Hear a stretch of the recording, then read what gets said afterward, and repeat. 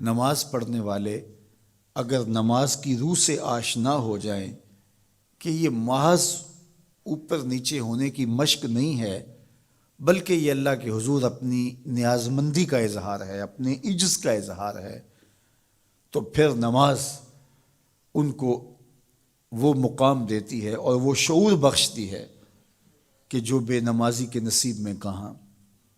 انسان کے اشرف اعضاء اس کے سر میں ہیں، بولنے کی قوت زبان سر میں، دیکھنے کی قوت آنکھیں سر میں، سننے کی قوت کان سر میں، سوچنے کی قوت دماغ سر میں، سونگھنے کی قوت ناک سر میں، اور یہ سر مالک کے در پہ ہے۔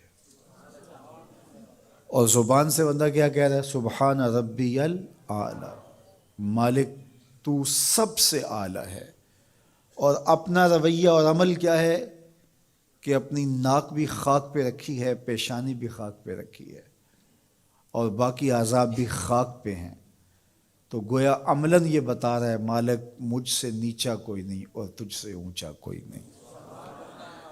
اور اگر وہ نماز کی روح سے آشنا ہو جائے تو سجدے سے سر اٹھانے سے قبل اللہ سارے اس کے بوجھ اتار دے، اس کے من میں روشنیاں کر دے۔ تو نماز بندگی کا شعور دیتی ہے، من میں چراغاں کرتی ہے۔ اللہ کے حضور جھکنے سے بندہ ایسا بندہ کامل بن جاتا ہے کہ پھر وہ کسی اور کے آگے نہیں جھکتا۔ تو اپنی اولاد کو نماز کی محبت دو، نماز کی ترغیب دو، نماز کی عادت دو اور نماز کا حکم دو، اور ان کی عادت راسخ ہو جائے، طبیعت میں پختگی کے ساتھ نماز کو اختیار کرنا ان کی طبع میں جم جائے۔ نماز ان کی طبیعت میں نظم پیدا کرے گی، ان کو نظم و ضبط کا پابند بنائے گی، اور ان کی صحت کی ضامن ہوگی، اور ان کے باطن کی طہارت کا سبب اور ذریعہ ہوگی۔ اس لیے کہا کہ اللہ کے حضور جھکنا نہ بھولنا اور نماز قائم کرنا۔ نماز کا تعلق اپنے آپ سے ہے کہ وہ اپنے آپ کو سنوارتا ہے، تقرب اللہ کے لیے اس کی اپنی عملی کوشش ہے۔ بندے اور خدا کا ایک ربط ہے نماز۔ اسی طرح یہ خیال کہ میرا مالک مجھے دیکھ رہا ہے، اس سے بھی تہذیب نفس ہوتی ہے، باطن کی تربیت ہوتی ہے۔ انسان ایک حصار میں آ جاتا ہے، ایک پہرے میں آ جاتا ہے کہ میرا اللہ مجھے دیکھ رہا ہے، اور پھر وہ قدم پھونک پھونک کے رکھتا ہے۔ وہ اچانک لوگ بیٹھے ہوئے ہوں نا، تو آج کل یہ سوشل میڈیا کا زمانہ ہے، تو کوئی کیمرہ سیدھا کر لے تو ایک دم مرتب ہو جاتے ہیں، اس لیے کہ اب ہماری تصویر آنے والی ہے۔ یا کوئی کسی کو کہے کہ جناب آپ لائیو جا رہے ہیں، تو وہ بالکل اپنی حرکات سکنات منظم کر لیتے ہیں، کپڑے سیدھے کرنے لگ جاتے ہیں، اس لیے کہ ہم لائیو جا رہے ہیں۔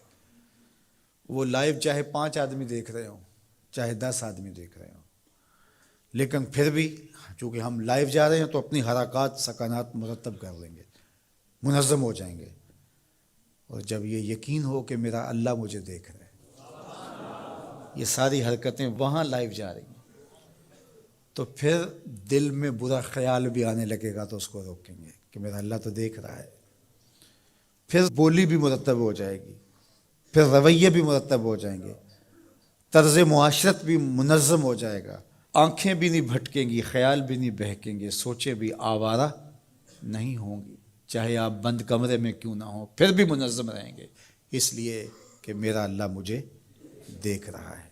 تو یہ یقین زندگی کو منظم کرتا ہے۔ تو اس کا تعلق بھی انسان کی ذات سے تھا۔ نماز سے بھی تہذیب نفس ہے، اللہ سے تقرب حاصل ہوتا ہے۔